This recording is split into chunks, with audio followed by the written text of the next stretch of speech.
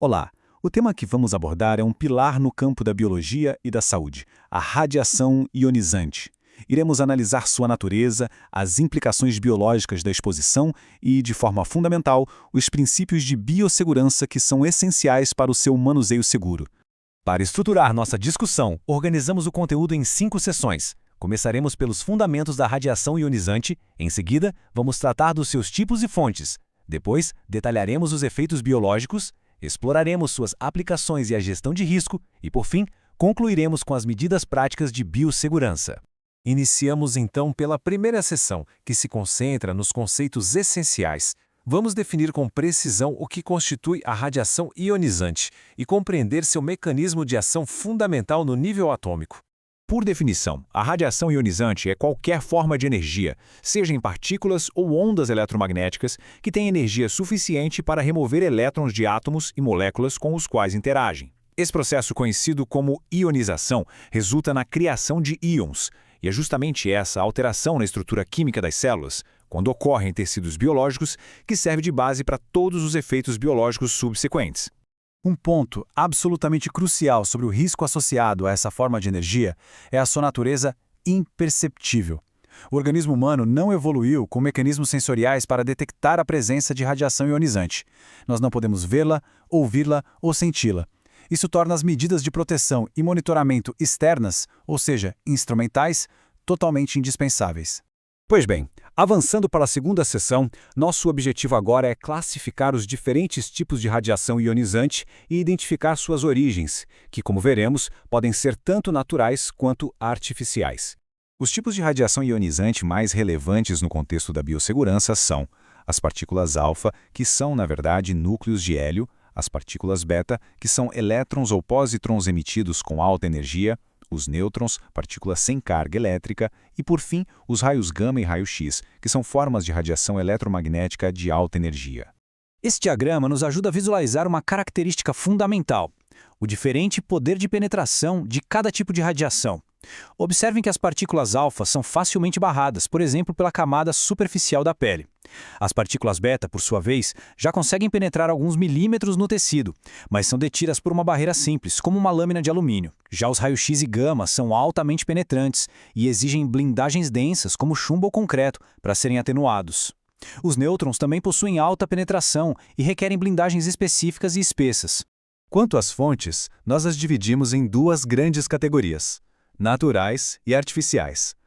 As fontes naturais estão presentes no nosso ambiente, em elementos radioativos na crosta terrestre, como o urânio-235, o rádio ou o potássio-40. Já as fontes artificiais são aquelas desenvolvidas pela tecnologia humana. Aqui se incluem os equipamentos de raio-x, isótopos usados em radioterapia, como o cobalto-60, e os reatores nucleares. Chegamos agora à terceira sessão, que se aprofunda nas consequências biológicas da exposição à radiação ionizante. Vamos explorar os mecanismos de dano celular. No que diz respeito aos efeitos biológicos, é essencial classificá-los em 2 categorias distintas.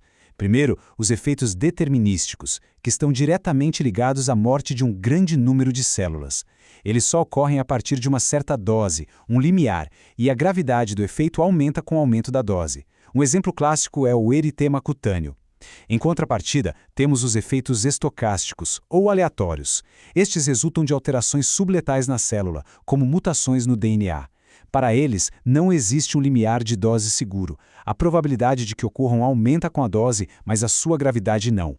A exposição à radiação, seja ela crônica ou aguda, está associada a uma série de patologias graves. A lista de danos potenciais é extensa, incluindo neoplasias resultantes de mutações em células somáticas, distúrbios hematológicos como anemia plástica por dano à medula óssea, danos à pele, conhecidos como radiodermatite, infertilidade e, um ponto crítico, a possibilidade de mutações genéticas em células germinativas que podem se tornar hereditárias. É preciso ressaltar um ponto de extrema importância. Os danos biológicos causados pela radiação ionizante são cumulativos. Isso significa que cada exposição, por menor que seja, contribui para o risco total ao longo da vida de um indivíduo. E muitas dessas alterações em nível celular e tecidual são, por sua natureza, irreversíveis. Nesta quarta sessão, vamos analisar a outra face da moeda, como Apesar dos riscos, a radiação ionizante possui aplicações benéficas e cruciais. E também como a exposição é quantificada e gerenciada para garantir a segurança. Apesar dos perigos que já discutimos, a tecnologia nuclear tem aplicações extremamente valiosas. Na medicina, por exemplo, é uma ferramenta indispensável na radioterapia para tratamento de tumores e no radiodiagnóstico por imagem. Na indústria, é utilizada na gammagrafia para inspecionar a integridade estrutural de materiais. E na pesquisa, permite técnicas como a datação por carbono 14. Para gerenciar o risco, é preciso primeiro quantificá-lo. Este fluxograma ilustra as principais unidades de medida nesse processo. Tudo começa com a atividade da fonte, medida em becquerel. A partir daí, calculamos a dose absorvida, que é a energia depositada por unidade de massa, medida em Gray. Mas para a biossegurança, a unidade mais relevante é a dose equivalente, medida em Sievert. Ela é crucial porque pondera a dose absorvida pelo tipo de radiação, refletindo o potencial de dano biológico relativo de cada uma. Isso nos leva a este número, que é uma referência central para a proteção radiológica ocupacional. O limite de dose efetiva anual para um indivíduo que trabalha exposto à radiação é de 20 millisieverts. Este valor funciona como um pilar regulatório estabelecido para manter o risco estocástico em um nível considerado aceitável. Chegamos finalmente à nossa última sessão. Aqui, vamos detalhar as estratégias práticas e os equipamentos que são utilizados para garantir a segurança em ambientes onde há presença de radiação ionizante. Toda a prática de proteção radiológica se baseia em 3 princípios fundamentais e interligados. Primeiro, o tempo. Deve-se minimizar o tempo de permanência próximo a uma fonte de radiação. Segundo, a distância. É preciso maximizar a distância da fonte, já que a intensidade da radiação diminui com o quadrado da distância. E terceiro, a blindagem, que consiste em interpor barreiras de materiais apropriados entre a fonte e o indivíduo.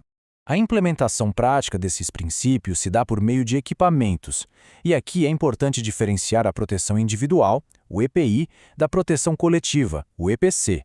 Na imagem à esquerda, vemos um dosímetro, que é um EPI, sua função é monitorar a dose de radiação acumulada pelo profissional.